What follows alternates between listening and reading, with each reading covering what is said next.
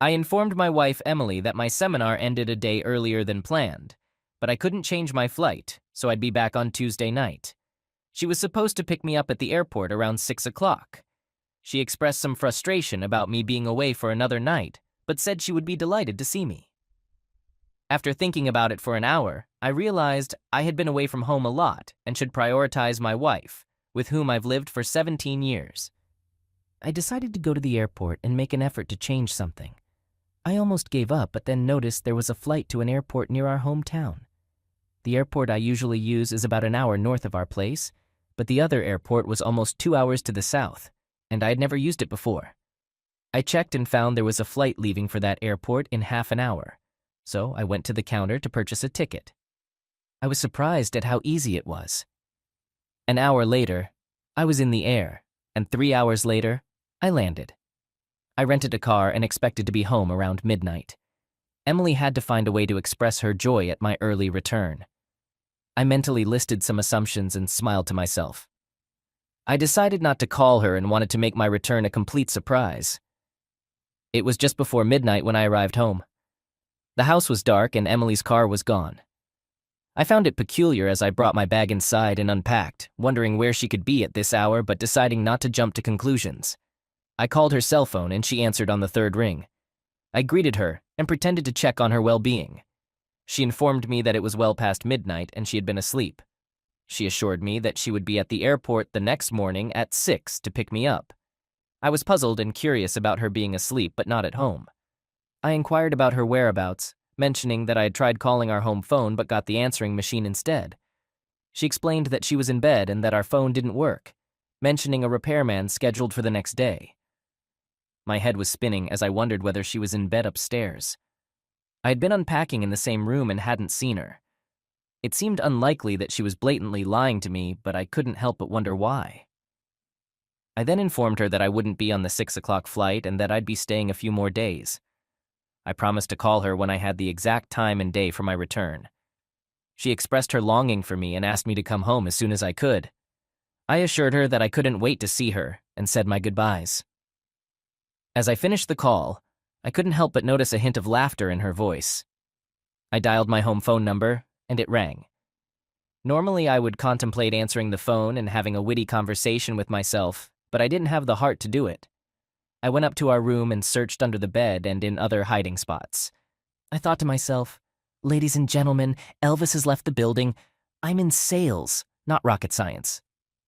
But my instincts were sharp, and I sensed something suspicious. How foolish had I been? Quite foolish. That was my honest assessment. The next morning, I got up early and moved the rental car to the other side of the street. Around 7 in the morning, I saw Emily's car pull up to the house with a man driving. I hid in the junk closet in the foyer with the door slightly ajar. Emily unlocked the door, and they entered. She informed him that she needed to change and get ready for work. She mentioned getting clothes for the next day to avoid returning in the morning and said she'd be back in 10 minutes. He chuckled and replied that he'd help, but then he'd have to make love to her again. Emily playfully warned him that she'd have to fire him for being late and mentioned that he seemed to enjoy the fact that she worked under him. She also commented on how his wife considered her the perfect secretary. I couldn't help but wonder what she would say to his wife, considering she found him obnoxious and arrogant. He had only been with the company for a couple of weeks, as far as I could remember. He laughed and mentioned that he had already told his wife about Emily, noting that she was the same age as his wife's mother and much lighter in weight. He joked that when his wife saw Emily, he'd have to fire her anyway. He then added that he had informed his wife he'd be house hunting that week and might not be away from the hotel for a couple of days. Emily rejoined them, and they shared a laugh. She looked stunning, and her boss was named Mr. Boss. They embraced, and he gave her a slow, passionate kiss. I felt tempted to grab an umbrella from the shelf and voice my disapproval. He suggested that she spend the following night with him, going out for dinner and returning by 8 p.m. He mentioned the possibility of showing her the lodge after talking to the owner. Emily recommended the idea and playfully asked what kind of tour he would like, adding, "What if my husband comes home early?" His name was Jeff. Jeff reassured her, mentioning that I would call him to arrange a pickup at the airport, giving him a day's notice. He emphasized that if I didn't call today, I wouldn't be returning home tomorrow. Emily found this satisfactory and replied, suggesting that I was a seal, and that in the unlikely event of any issue, I'd probably offer Jeff a beer and apologize for any inconvenience. Jeff, in turn, suggested that I sounded like a pushover, and that his wife would be furious and potentially cause him trouble if he cheated on her. Emily chimed in, saying that fear kept most men in line, though he didn't seem too afraid of his wife most of the time. Jeff responded by explaining that he'd be in deep trouble if he cheated and would be lucky to save his life. He added that his wife was in Houston, which made him feel relatively safe. That's when I stopped listening as they left the room. My face turned red, and I felt my blood pressure rise. Not only had my wife been unfaithful, but she also appeared to dislike me. I sat down to contemplate the situation, and a plan slowly began to take shape. I recalled that Emily had mentioned her new boss was being transferred from the company headquarters in Houston. I needed to find out his name, so I made a few phone calls. A few discreet questions to the female receptionist at Emily's workplace quickly provided me with all the information I needed. His name was Jeffrey Ross, and he had a wife and 2 teenage children. She would stay in Texas until the kids finished their school year, and then they would join Jeffrey in Springfield. He would search for a house every night after work. I searched for the last name Ross in Houston on the internet directory and found 3 Jeff Rosses in Houston. With my first call, I hit the jackpot. I inquired if she was Mrs. Jeffrey Ross, and she affirmed, asking how she could assist me. I asked if her husband worked for the Halifax company, and she confirmed that he did. I fabricated my identity, claiming to be Don Watson from Halifax, and mentioned planning a small party for her husband Jeff and her. I explained that they would receive round-trip tickets to Springfield as a surprise for Jeff. She responded positively and inquired about the date of the event. I refrained from giving a direct answer and instead conveyed that the event would take place the following night. I provided flight details and explained that the company would reimburse Jeff for the expenses. I emphasized the need for secrecy, and she promised not to divulge the information to anyone. Next, I started calling Emily's friends and family to invite them to her surprise party.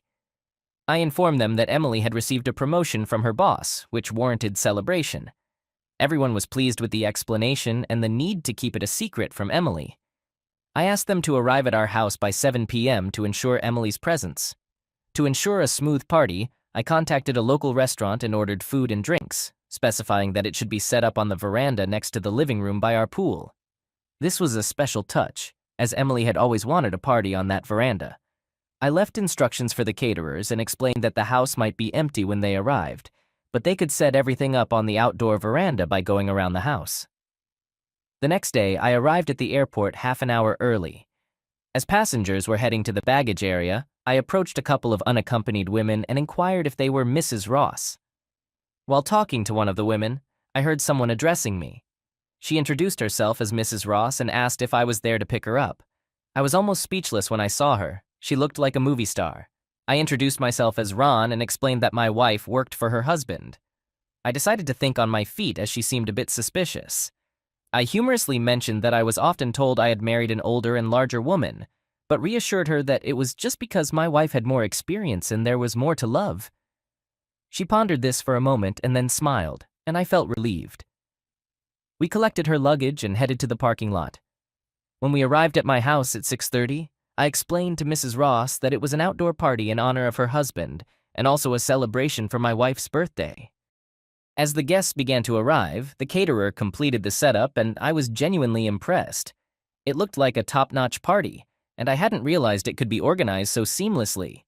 By 7:30, everyone I had invited was in place. I asked them to park behind the church a half block away so our driveway would be clear. I explained to everyone that I would hide in the living room, and when the guests of honor pulled up to the house, I would turn off the patio lights. This would be a signal for them to be very quiet. We had sliding glass doors leading to the veranda, and there were vertical blinds that could be adjusted using cords. One cord opened the blinds horizontally, while another separated them. We also had heavy curtains that we used during cold weather. These curtains were large enough for me to hide behind as I reached for the cords of the vertical blinds and the light switch on the veranda. A few minutes before 8, I noticed Emily's car pulling up in front of the house. I turned off the lights on the deck and concealed myself behind the curtains to create a quiet ambiance. The door opened, and I could hear Emily and Jeff laughing. I thought to myself that it was reassuring to know they were enjoying themselves. Jeff, in a light-hearted manner, expressed his eagerness for some private time, mentioning that they rarely had a moment alone. He helped Emily remove her dress, revealing that she was wearing only a thong. They both seemed to be in high spirits as Emily playfully took off her thong. She commented on Jeff's constant playfulness, and he pushed her onto my chair, and their liaison began. Carefully, I turned on the light. Emily was taken aback and demanded an explanation for my presence, her question appearing somewhat simplistic to me given the circumstances. I calmly reminded her that this was my house, emphasizing that my name was on the deed. She expressed surprise at my early return, and I casually acknowledged it. Jeff muttered something about needing to leave and having matters to attend to. I offered him a drink, which seemed to surprise both him and Emily. I could tell Jeff was contemplating Emily's earlier assumption that I would offer him a beer if I caught them together. I couldn't help but smile as I observed his thought process. Before Jeff could respond, his wife abruptly entered the room from the veranda, clutching a large purse and waving it about vigorously. His surprise left him virtually defenseless, and he ended up about 5 feet away from his previous position. Subsequently, Emily's mother and sister joined the scene. Emily, still undressed, received a scolding from her mother, who instructed her to get dressed and jokingly suggested she consider a career in adult entertainment after the recent performance. Emily was too shocked to respond, and when I turned on the porch light, she realized that 20 other people were looking at her. I went outside, grabbed some potato salad and wings, and fetched a can of beer from the fridge. I returned to my seat and observed Jeff's struggle to sit down, as well as Emily's attempts to regain her composure. The entire situation was undoubtedly frustrating, and I couldn't help but think that I wasn't the one responsible for this mess. Emily and Jeff had placed themselves and their loved ones in this uncomfortable situation. Ultimately, it was better for everyone to know the truth and move forward. As time passed, the situation settled down. Emily's cousin took Mrs. Ross to the motel, while another cousin assisted Jeff to the car and provided him with a ride to the motel. Emily's mother asked if Emily wanted to go with them, but Emily declined. Her mother expressed understanding of my likely upset and acknowledged that Emily deserved a good scolding, but believed she was already suffering enough. Then they departed. Emily hid in the bathroom, and I heard the shower running. I've never enjoyed beer and wings so much. Sitting alone and reflecting on the events of the evening, I thought to myself that once or twice in life, everything aligns perfectly and the plan actually works. After finishing my salad and wings, I began cleaning up.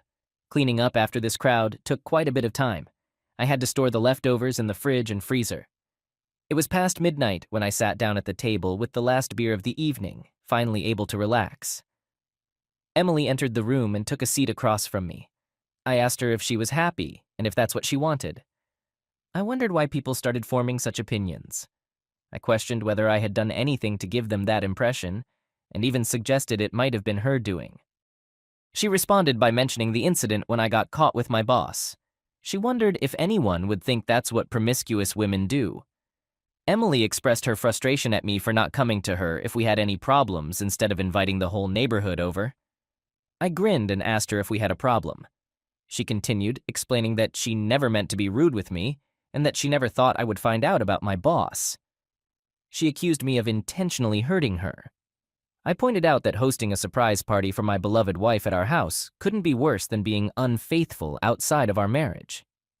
I suggested that not many people would agree with her perspective. Finally, she said what I had been waiting to hear for so long. Emily reasoned that if I had been around more, none of this would have happened. She claimed that I hadn't paid enough attention to her, making her vulnerable to Jeff's advances. I couldn't help but laugh heartily. She was trying to blame me and make me apologize for her own actions. She appeared so foolish to me. As I closed the bedroom door behind me and locked it, a profound satisfaction washed over me. My chains had been broken. I was emotionally liberated and soon to be legally free. I eagerly anticipated my new life. All right, that was a fun story. Now let's move on to another exciting one. Stay tuned and let's dive in. You know, I should be at work right now. But instead, I'm surprisingly calm, sitting at the kitchen table, enjoying a cup of freshly brewed coffee. I needed this to ease my nerves. I've always found this to be a very soothing routine, I used to do it regularly when our kids were young. I'd wake up about an hour earlier than the rest of the household just to savor the peace and quiet. It was sort of a hobby of mine. I'm Evan Johnson, to be precise. I've been happily married for 25 years. Well, I was happily married until a couple of hours ago. We have 4 children, and the last one moved out last year. My wife seemed to be struggling with what she called empty nest syndrome, I think. So I encouraged her to find a hobby. I think she found one an hour ago. I didn't know his name. She just kept calling him Stallion and urging him on with phrases like, "Do it, Stallion. Come on, baby. I know you can do it." It was odd that the aroma of my favorite coffee filling the house didn't interrupt their activities. Usually, when I brewed coffee, my wife Audrey would rush downstairs even before it was ready. However, Audrey seemed quite preoccupied, which might explain why she hadn't noticed the coffee aroma yet. There were more words exchanged between them. She asked him to tell her how much better he was than her spineless husband, and he replied, "Oh my God, you're so much better." I considered engaging the safety on my weapon, deciding it was a cautious move just in case. After all, her boyfriend was a cop. How did I know that? Because when I arrived home early, his uniform and gear belt were scattered across my living room floor, along with all of my wife's clothes. Amidst their passionate exchange, their words were clear. "That's it, baby. Do it for me. Harder. I've never felt anything like this until you came along, and thank God you did." The constant creaking of the bed and rhythmic thumping of the headboard against the wall made it difficult for me to focus on my task at hand. I couldn't be certain how much time I had, but judging by the duration of their activities in what used to be my bedroom, a place I had no intention of entering again, it seemed I had ample time. It was evident to me that this was not their first encounter, as I overheard my wife expressing a desire for increased frequency. "Damn it, baby! We need to find a way to meet 2 or 3 times a week instead of just occasionally." This sentiment came from my beloved wife. Or at least I believe that's what she said. How did I end up in the middle of this nightmare? It was really foolish. I went to work and forgot my briefcase. No, I actually left it in the garage because I placed it there to rescue the cat from under the hood of my car and forgot about the briefcase. Tabby was our second cat. One cold winter morning many years ago, I forgot to tap on the hood before starting the car. And that was the end of Clarence, our first cat.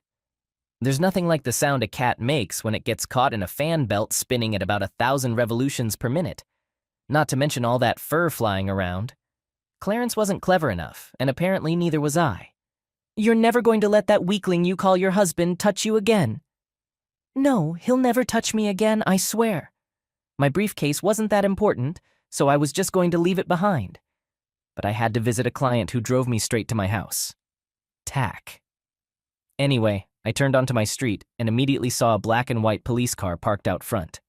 I felt like someone had stabbed me in the heart. I assumed something terrible had happened to my devoted wife. I pulled into the driveway, nearly hitting my wife's brand new silver Lexus LS sedan. Her plaster garden gnome wasn't so lucky. I didn't even close the door and ran into the house. That's how I ended up here, drinking coffee. Take me now, stud. Make me feel good. God, I've never felt anything so good. It was very unpleasant, and instead of coffee, I really wanted whiskey. But I figured I'd still need a clear head. I had to admit that their passionate screams were very disturbing, and seeing it was even worse. But I had to see it, if only to get the necessary video and audio. Honestly, seeing them tumbling around in my bed wasn't the most disturbing part. The most unpleasant part was the verbal humiliation my wife heaped upon me. "God, you're so much better than Evan. Give it to me, baby. All of it." Apparently, this really spurred her lover on because the whole house started shaking along with the bed, and his swearing and grunting went up a few decibels. Let me tell you, it is a shock when your wife sleeps with her lover in your marital bed, and yes, they did it on my side. My wife was breathlessly riding him a cowboy style and telling her lover how much it turned her on. That's when I ran to the bathroom, bent over the toilet, and threw up my breakfast. I was surprised they didn't hear or smell it either. I guess they were deeply focused on their activities. A part of me found it hard to believe, even after witnessing and hearing enough to convince a jury about what was happening. But my wife was 50 years old, and the guy she was sleeping with couldn't have been more than 30. He was in excellent shape, and my wife wasn't much of a match for him. I might not be a macho man, but come on, why go for someone else's wife who's in shape? It just doesn't make sense. It seemed to drag on forever, but after about 90 minutes, it suddenly got very quiet. I guess they must have taken a break. Then I heard my wife asking, "What's that smell?" Her boyfriend didn't respond. I just heard her exclaim, "Oh my God." There was a lot of commotion, opening and closing closet doors, dresser drawers, and laundry baskets. I assumed they were cleaning up any evidence of their affair. I made a mental note to get tested for venereal diseases. They saw me at the same time, and Audrey gasped because, well, there I was, and her lover did the same. He glanced at his uniform and seemed dejected. "It's not there, stud." "What?" "Your service arm. Your boss took it with him when he left. Thoughtful guy." He almost started to disappear right in front of my eyes, and then I saw his lips quiver in desperation. He dropped to his knees, losing the sheet in the process, frantically searching through the pile on the floor. "He took this too. I think he called it your throwing arm." I guess what really upset him was the fact that the serial number had been removed. That's like 5 to 7 years right there. Former Officer Stad Johnson looked crushed by this revelation. Like I said, he's a thoughtful guy. We had a nice chat while you two lovebirds were busy upstairs. Audrey quickly glanced out the window toward the street. "Yes, he took the patrol car as well. Your boss mentioned you were providing security at the construction site. He was going to take your uniform too, but he figured you might need it when you leave here. But where was I? You could call your wife for a ride home, but probably not. She was too upset about that video. I emailed it to her." It was hard to understand what she was saying, but it had something to do with her father, who was the chief of police. "How could you do that to your kids? She told me about them. You seem to have a nice family." Despite the situation, I was kind of enjoying myself at this point. It was like having a fish on a line, and I was just reeling it in. "I'd ask my wife to drive you, but her car's been impounded." "What?" "Audrey's." She let out a high-pitched squeal. "The police impounded your car, Audrey, because there were a couple of ounces of unaccounted-for marijuana in the front seat. Sergeant Mark said they usually just write a ticket if they do anything at all, but he felt they owed me something for all the trouble the police department caused me." "Don't worry," he said.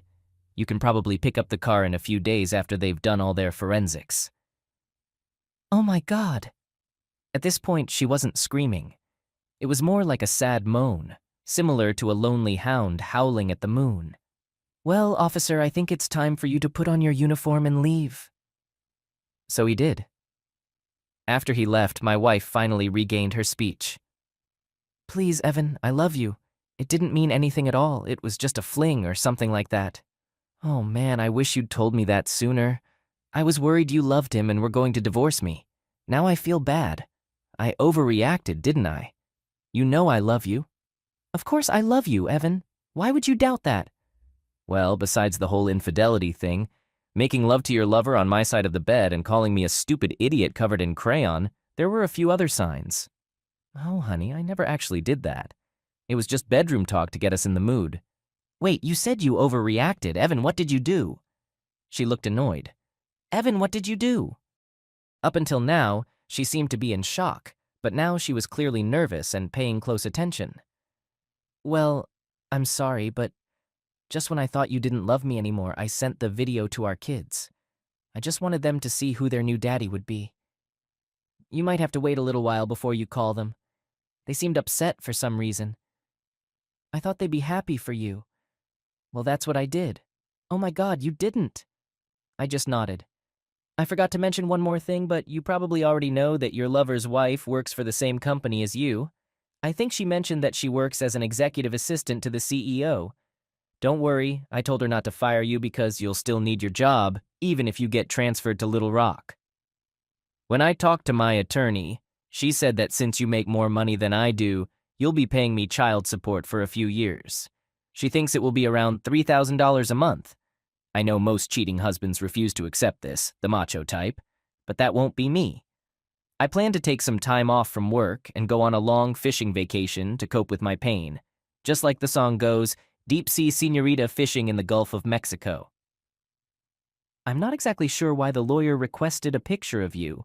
She mentioned something about giving it to your father, but perhaps it was to have it on hand in case any officers wanted to engage in bad things. Or maybe it was to see if anyone else was interested in dating you. Nonetheless, I provided her with a photo. I also shared a copy of the video with your mom and dad and all your colleagues. Why were you so harsh, Evan? Well, honey, I wasn't trying to be harsh. I just wanted everyone to know who your new partner is. Your friends on Facebook appeared to be happy for you. At this point, Audrey had almost shut down. She sat on the floor, wrapped in her sheets, crying, shaking her head, and murmuring, "This can't be happening to me." All right, dear. It's time to get dressed and prepare your bag. Your parents should arrive soon to pick you up. Pick me up? Well, of course, you'll need a place to stay. The house will have to be sold as part of the divorce, I told her later. Divorce? You seem to have some questions, dear. That surprises me. What did you expect would happen when I found out? Well, you didn't anticipate getting caught. Should we keep having this pointless conversation? For a few minutes, it was quiet upstairs. She didn't utter a word, aside from the occasional wheeze and sob. Why is it that cheaters always cry when they get caught? It's a terrible thing. If getting caught is so unpleasant, then please, don't cheat in the first place. About 10 minutes later, she came downstairs, dressed but without her suitcase. Evan, honey, we're really... Then I heard the car of her parents pulling up in front of our house. Farewell, Audrey. As always, I held the door open for her, being a gentleman. All right, that was a fun story. Now let's move on to another exciting one. Stay tuned and let's dive in. That evening didn't go as expected. The house was eerily quiet, and I couldn't find my wife, Helen, or our kids. Helen and I, Mike Lewis, have been married for 11 years. When I realized the silence, I noticed a note on the table. Mike, I'm sorry I can't tell you this in person, but I'm too much of a coward to face you. I met someone else and fell in love. The kids are with me and safe. The divorce papers are in the envelope under this note. As you can see, I'm not asking for anything, Helen. Naturally, my day and my life took a nosedive within moments. I was pacing around the kitchen, swearing, going through the divorce papers, and finally slumping into a chair. Helen was leaving me the house and all our money, taking only clothes for herself and the kids, along with their toys. The most infuriating part was the last demand. Helen wanted me to sign adoption papers for my kids, allowing her new partner to adopt them. It felt like a done deal. At least I now knew who she left me for, Henry Carslake. I decided to call my soon-to-be ex-wife. I greeted her with a curt, "Hey, Helen." She replied with a simple, "Hi, Mike." I proceeded to inquire about her situation, asking, "What's happening?" Helen explained that she had met someone else and fallen in love with him, as she had mentioned in her note. I responded skeptically, expressing my doubts. "Yeah, of course you did. No one just leaves a marriage and sleeps with a guy. I just hope it wasn't in our bed." Helen requested that I refrain from swearing and act civilized. After taking a shower and changing my clothes, I went out to eat since cooking wasn't appealing in my mood. The food was decent, so I decided to head to a bar and have a couple of drinks. After the day I had endured, I felt like I was owed that much. The man Helen left me for was the owner of Carslake Construction Company. I had done some work for his company in the past, but that was about to change. My friend Paul spotted me at the bar and commented on my rare appearance, asking if I had managed to get away from my family for the evening. I replied that it was something like that and explained that I had returned to an empty house with a packet of divorce papers. Paul expressed his surprise upon learning that Helen was divorcing me and commented that he didn't see it coming.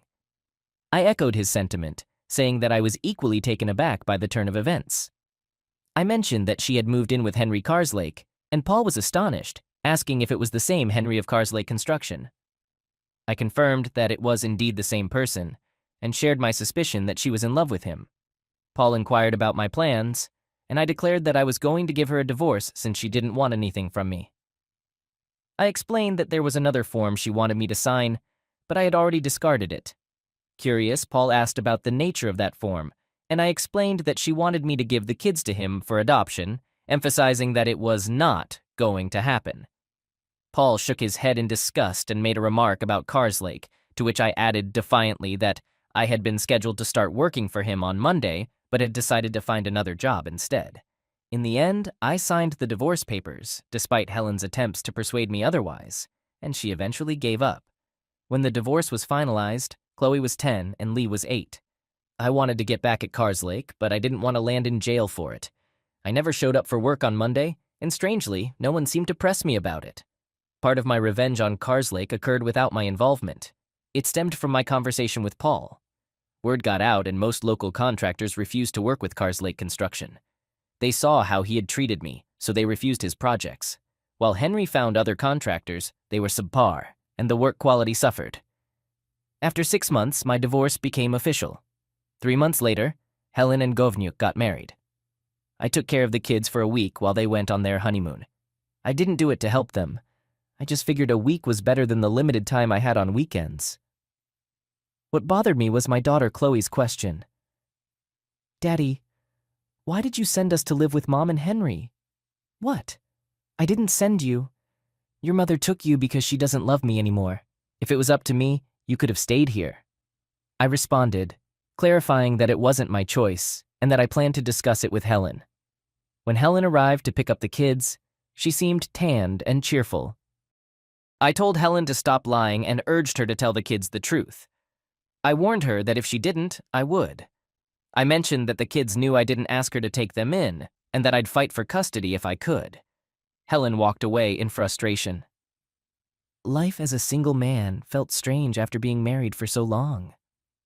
Some friends tried to set me up on dates, but I didn't feel like dating. I wanted love, but wasn't in the mood for dating. Little did I know that my life was about to change. My neighbors were Gary and Emily, who had moved in just after Helen left. Their house was a good deal for them, but needed a lot of work. Emily worked as a secretary, and Gary was a retired army man. We got along well, and they seemed like a nice couple. Whenever we crossed paths, we had friendly conversations. Tragedy struck when Gary had a sudden health crisis at work. Paramedics and a doctor arrived quickly, but Gary was pronounced dead at the scene. The autopsy revealed he had died from a subdural hematoma. Emily was left in distress and alone.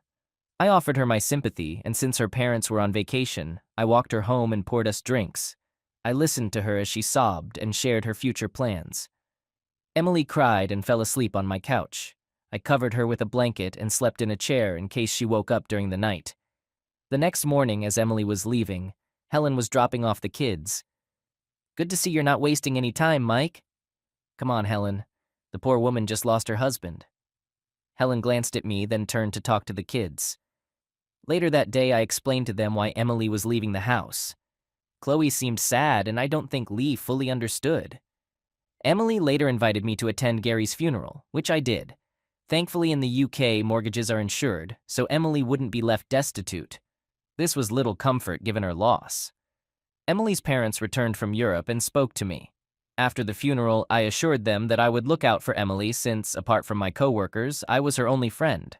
I offered to help with minor household tasks to keep her place in a livable condition. The next time Helen picked up the kids, she remained in the car, which was fine with me since I had no desire to talk to her. Emily and I spent a fair amount of time together, not as a couple, but as friends supporting each other. About a year later, I heard Lee chatting with Emily in the garden. I called out to him, asking him not to be a pest, but Emily said it was okay as she hung laundry on the clothesline. I suggested to Emily if she would like to have dinner with us that night. Lee wanted Emily to join us, and we all shared a laugh. After dinner, Emily helped me prepare dinner, and it was clear she was skilled in the kitchen. After dinner, she assisted with the cleanup and sat with us for a while before heading home. I thanked Emily for dinner and for accepting the invitation as she left. Chloe asked me with a smile if Emily was my girlfriend. I replied to Chloe that Emily was just a friend and neighbor, though secretly I thought it would be nice if she were my girlfriend. I kept that to myself, away from the kids. On a Sunday afternoon, Helen picked up the kids. I knew they would tell her about Emily joining us for dinner, and I was right. The next time Helen came to get the kids, she was particularly interested in Emily. I told Helen that Emily was just a friend and that what I did was none of her business. Helen mentioned that she didn't get everything she wanted. I retorted that she left me for a life of luxury with him and that he could have his own kids if he wanted them. I expressed my strong opposition to him adopting our children, emphasizing how he had taken my wife and ruined our marriage. Helen pouted and walked home, but I smiled knowing I had upset her. A year later, I hadn't seen Emily for a few weeks, partly because I was very busy. My friend Paul was rewiring a house for a young couple and asked me to make an offer on a complete plumbing rewire. My offer was accepted, and I had a busy few weeks getting everything finished. While working on the house with Paul, he kept me up to date with news about Carslake. He still had to use a lot of non-local professionals since most of the local guys refused to work for him. With the work on the house completed, I finally had some time to relax. I decided to take Emily out to dinner. She agreed, and we set a time for Saturday night. When I walked in behind Emily, it took my breath away. She was a petite woman with a pixie-cut hairstyle. The dress she wore accentuated her slim figure, and for the first time, I started to feel attracted to her. Dinner went well, and we spent a lot of time discussing our lives. Later that evening, I walked Emily to her door, and she expressed her gratitude for a wonderful evening. I smiled in response, and before I could reply, she surprised me with a passionate kiss that left me breathless. Afterward, she suggested that we go out again to see where things might lead and bid me good night, kissing me on the cheek this time. We did go out again, and this time it led to us spending the night together. Despite her small stature, Emily was incredibly passionate, and it was a thoroughly satisfying experience. As Emily and I spent more time together, she eventually sold her house and moved in with me. The kids were pleased with my dating life, and it was clear that they would inform Helen, who wasn't thrilled about it. She didn't want me, but Emily did. A year after our first intimate encounter, Emily and I got married. When the kids informed Helen, she simply snorted and turned away. Emily and I went on to have 2 children of our own, Gary and Robert. My older children were now old enough to visit on their own, which reduced my contact with Helen. Years passed, and one day, Chloe announced her engagement. Her boyfriend Josh had proposed the night before. As her father, I offered to help with the wedding expenses. Chloe explained that they initially thought they wouldn't need financial assistance, but Henry had offered to cover the costs with the condition that he would walk her down the aisle. Chloe refused, and Henry withdrew his financial support, leaving her upset. I was frustrated with Carslake for his actions, and Emily suggested using the money from the sale of her house to cover the expenses. I hesitated, considering it was her money, but she insisted and encouraged me to inform Chloe that we would cover the costs. Chloe was overjoyed when I shared the news, and we established a budget that accommodated everything they wanted for the wedding while staying under budget. The following day, Chloe informed me that Henry was furious, and Helen was clearly unhappy. One afternoon, Lee showed up unannounced in our garden, wanting to leave home because he was tired of hearing his mother and Henry argue. Emily asked if they were still arguing about the wedding, but Lee revealed it was something else. He mentioned overhearing their intimate moments and suggested that Henry wasn't performing well in bed. We shared a laugh about the situation, and I couldn't help but feel a sense of satisfaction that Helen had left me for someone who couldn't fulfill his responsibilities when it mattered. Lee decided to stay the night at our house to avoid any conflicts at home. On Chloe and Josh's wedding day, Helen didn't seem pleased. Chloe told her that she and Henry would sit behind Emily and me during the ceremony. The church service went smoothly. I agreed to have Helen sit at the top table at the reception. Meanwhile, Henry sat with Emily, Robert, Gary, and Lee. After all the speeches, the caterers removed a few tables to make space for dancing. Josh and Chloe led the first dance, and Emily and I joined them, along with Helen and Henry. Later, we found ourselves at the bar, and Gary and Robert were sitting with one of Chloe's bridesmaids and her children. Lee asked Emily if she wanted to dance, and I encouraged him to go for it. Helen took the opportunity to approach me, clearly having had a few drinks, and I had a sense that this encounter might not end well. She began commenting on Emily and me, remarking how young Emily looked and how she hadn't aged despite being the mother of 2 boys. Helen then went on to criticize Emily's appearance, mentioning her weight and attire. I reminded her that we were divorced, and she no longer had the right to comment on my life. Helen continued to make derogatory remarks about Emily, and I defended my wife, telling Helen that Emily was more of a woman than she ever was. I even hinted at my satisfying, intimate life with Emily. Helen was left stunned as Henry joined the conversation. I pointed out to Helen that when she left me, she thought she was trading up for something better, and maybe she was, or wasn't, but I had moved on. I had my own life, a loving wife, and 4 wonderful children. I walked away, leaving Helen and Henry to their own devices. Emily and I danced to slow music, and as we danced, she asked me about the exchange at the bar. I told her to kiss me, promising to explain later. We shared a kiss, knowing that Helen was watching. After breaking the kiss, I smiled at Helen, who turned away to order another drink. As I looked at Emily, I couldn't help but think that I had indeed traded up for something better in my life.